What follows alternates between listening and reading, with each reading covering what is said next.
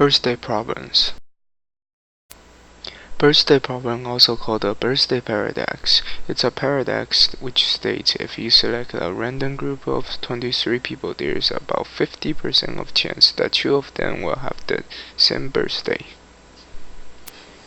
So what if one day your friend asks you if there are 30 people in a room and what's the percentage of 2 people having the same birthday? What will you say? I believe that most people will assume maybe 5% or even less probability that could happen. But what if I tell you it's 70% of chance? Will you be so surprised?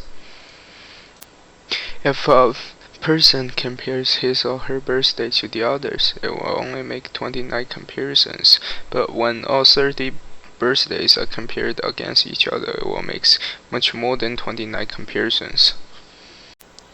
So the first person has 29 comparisons to make, but the second person was already compared to the first person, so there are only 28 comparisons to make. The third person then has 27 comparisons. The first person then has 26 comparisons, and so on.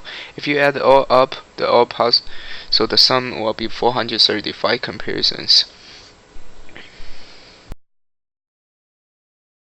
So how should we find the chance of 30 people have the same birthday in such big comparisons? So here comes the formula. So it's the 70% of chance. So right now, will you still say it's 5% chance?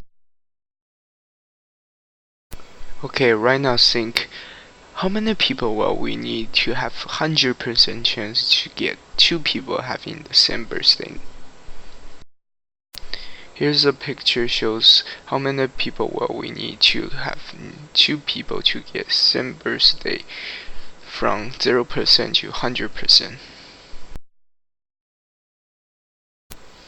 The mathematical at the birthday problem is used in the birthday attack, a brute force cryptographic attack against hash function problems. These hash functions are either well-defined procedures or mathematical functions which convert large amounts of data into a small single integer datum called a hash. Hash value has code. Birthday problem is a very worthy question for us to think about. It tells us when we see some problems, we can't just assume what's going to happen and what's right.